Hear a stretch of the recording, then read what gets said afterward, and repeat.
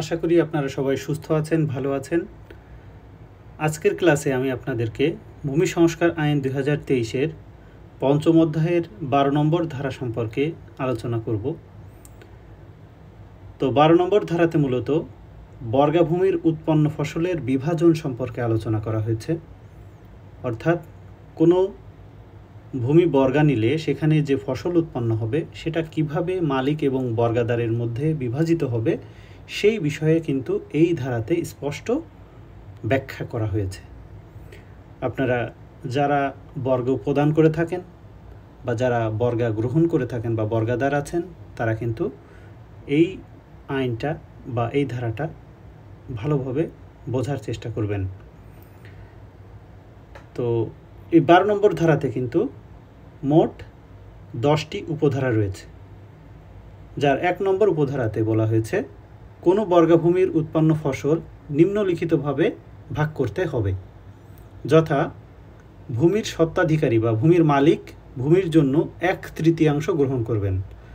অর্থাৎ যে পরিমাণ ফসল উৎপন্ন হবে সেখান থেকে ভূমির মালিক 3 ভাগের 1 ভাগ গ্রহণ করবেন আর 3 ভাগের 2 ভাগ গ্রহণ করবে বর্গাদার।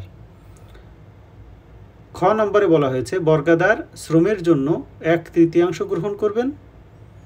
অর্থাৎ বলা হচ্ছে বর্গাদার তার শ্রমের জন্য 1/3 নেবে এবং মালিক 1/3 নেবে, এবং ভূমির স্বত্বাধিকারী বা বর্গাদার বা উভয়ে তাহাদের বহনকৃত শ্রমের ব্যয় ব্যতীত চাষের ব্যয়ের সমানুপাতে 1/3 গ্রহণ করবে। অর্থাৎ যিনি চাষ করতে যে পরিমাণ ব্যয় করবে সেইটার সমানুপাতে আপনার ওই বাকি যে 1 অংশ সেই 1 অংশ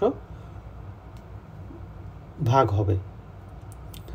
2 নম্বর উপধারাতে বলা হয়েছে কোনো বর্গাভূমির কাটা শস্য বর্গাদার বা ভূমির স্বত্বাধিকারীর মালিকানাধীন কোনো স্থানে যাহা উক্ত বর্গভূমির নিকটতম অথবা পক্ষদ্বয়ের মধ্যে সম্মত অন্য কোনো স্থানে মাড়াই ও বিভাজনের জন্য গোলাজাত করতে হবে। তাহলে এখানে বলা হচ্ছে বর্গভূমিতে যে পরিমাণ শস্য উৎপন্ন হবে সেইটা কোন জায়গায় মাড়াই বা বিভাজন করা হবে সেটা হবে বর্গভূমির নিকটতম কোনো স্থানে, যেটা মূলত যিনি মালিক আছে এই মালিকের মালিকানাধীন কোনো স্থান হতে পারে। আচ্ছা, তারপরে হচ্ছে 3 নম্বর উপধারাতে বলা হয়েছে বর্গাদার শস্য কাটবার অব্যবহিত পরে উৎপন্ন ফসলের প্রাপ্য অংশ ভূমির স্বত্বাধিকারীকে প্রদান করিবেন, এবং ভূমির স্বত্বাধিকারী উক্ত অংশ গ্রহণ করলে প্রত্যেক পক্ষ উৎপন্ন ফসল হতে তার গৃহীত পরিমাণের একটি রসিদ বিধি দ্বারা নির্ধারিত ফরমে অন্য পক্ষকে প্রদান করবে। অর্থাৎ ফসল কাটার পরপরই যার যার প্রাপ্য তাকে দিতে হবে, এবং এটা আপনার বিধি দ্বারা নির্ধারিত একটি রসিদ আছে, এই রসিদে কে কী পরিমাণ জিনিস বুঝে পেল সেটা গ্রহণ করবে। 4 নম্বর উপধারাতে বলা হচ্ছে বর্গাদার কর্তৃক প্রদত্ত উৎপন্ন ফসলের অংশ ভূমির স্বত্বাধিকারীকে গ্রহণ করিতে অথবা উহার জন্য রসিদ প্রদান করিতে অস্বীকার করলে বর্গাদার উহা লিখিতভাবে নির্ধারিত কর্তৃপক্ষকে অবহিত করবেন। তাহলে বলা হচ্ছে কি যে বর্গাদার যখন ফসলের একটা অংশ মালিককে বুঝিয়ে দিতে যাইবে, মালিক যদি সেটি গ্রহণ করতে না চান বা উহার জন্য কোনো রসিদ প্রদান করতে না চান, তাহলে লিখিতভাবে বর্গাদার কর্তৃপক্ষকে সাপোজ এসিল্যান্ডকে অবহিত করতে পারবেন। 5 নম্বর উপধারাতে বলা আছে উপধারা 4-এর অধীনে অবহিত হইবার পর নির্ধারিত কর্তৃপক্ষ ভূমির স্বত্বাধিকারীর উপর বিধি দ্বারা নির্ধারিত ফরমে ও পদ্ধতিতে নোটিশ জারির তারিখ হতে 7 দিনের মধ্যে উৎপন্ন ফসলের অংশ গ্রহণ করার আহ্বান জানায় নোটিশ জারি করবে। অর্থাৎ যদি কর্তৃপক্ষকে জানানো হয় তাহলে 7 দিনের মধ্যে কর্তৃপক্ষ সংশ্লিষ্ট স্বত্বাধিকারী বা বর্গাদার বরাবর নোটিশ জারি করবে। 6 নম্বর উপধারাতে বলা আছে ভূমির স্বত্বাধিকারী নোটিশ জারির তারিখ হতে 7 দিনের মধ্যে উৎপন্ন ফসলের অংশ গ্রহণ করিতে ব্যর্থ হলে নির্ধারিত কর্তৃপক্ষ বর্গাদারকে উক্ত উৎপন্ন ফসল যে কোনো সরকারি ক্রয় এজেন্সির নিকট অথবা অনুরূপ এজেন্সির অনুপস্থিতিতে স্থানীয় বাজারে বিক্রি করবার অনুমতি প্রদান করবেন। তার মানে এই নোটিশ জারি করার পর 7 দিনের মধ্যে যদি এই ফসল যদি মানে ভাগ বিভাজন যদি না হয়, তাহলে আপনার কোনো সরকারি ক্রয় এজেন্সি অথবা অনুরূপ কোনো এজেন্সির অনুপস্থিতিতে স্থানীয় বাজারে বিক্রয় করার অনুমতি প্রদান করতে পারবে কর্তৃপক্ষ। 7 নম্বর উপধারাতে বলা আছে, কোনো বর্গাদার উৎপন্ন ফসল বিক্রয় করলে তিনি বিক্রয়ের তারিখ হতে 7 দিনের মধ্যে নির্ধারিত কর্তৃপক্ষের নিকট উক্ত বিক্রয়লব্ধ অর্থ জমা প্রদান করবেন। আচ্ছা, তাহলে বলা হচ্ছে যে যদি এই ফসল ভাগ বন্টন না হয়ে যদি অর্থাৎ ফসল বিক্রি করে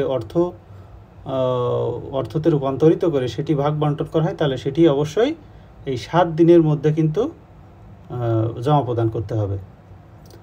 8 নম্বর উপধারাতে বলা হয়েছে, নির্ধারিত কর্তৃপক্ষ উহার নিকট উপধারা 7-এর অধীন জমাকৃত অর্থের পরিমাণ এবং বর্গাদার কর্তৃক বিক্রিত উৎপন্ন ফসলের পরিমাণ বিবৃত করিয়া বিধি দ্বারা নির্ধারিত ফরমে একটি রসিদ বর্গাদারকে প্রদান করবেন এবং উক্ত রসিদ ভূমির স্বত্বাধিকারীর নিকট উৎপন্ন ফসলের অংশ অর্পণের বাধ্যবাধকতা হতে বর্গাদারকে মুক্ত করবে।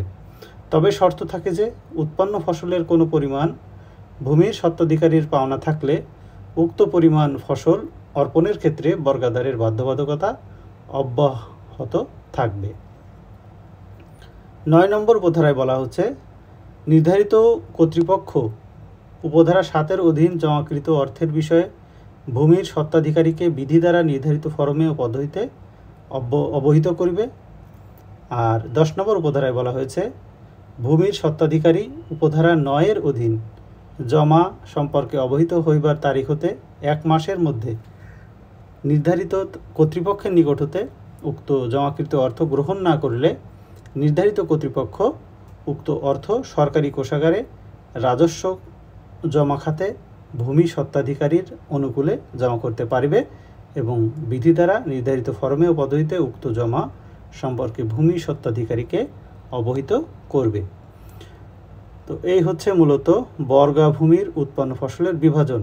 তো বিভাজনের সবচেয়ে গুরুত্বপূর্ণ যে অংশটা সেটা হচ্ছে এই 1 নম্বর উপধারা। 1 নম্বর উপধারাতে যেটা বলা হয়েছে যে কোনো বর্গভূমির উৎপন্ন ফসল নিম্নলিখিতভাবে ভাগ করতে হবে, অর্থাৎ উৎপন্ন ফসলকে প্রথমে 3 ভাগে ভাগ করে ফেলতে হবে, যার মধ্যে এই কতে বলা হয়েছে ভূমির স্বত্বাধিকারী ভূমির জন্য 1/3 গ্রহণ করবে, অর্থাৎ এই 3 ভাগের 1 ভাগ ভূমির মালিক পাবে আর 1 ভাগ পাবে বর্গাদার, অর্থাৎ বর্গাদার শ্রমের জন্য 1/3 গ্রহণ করবে, অর্থাৎ যিনি বর্গা নিছেন উনি 1 ভাগ নেবেন।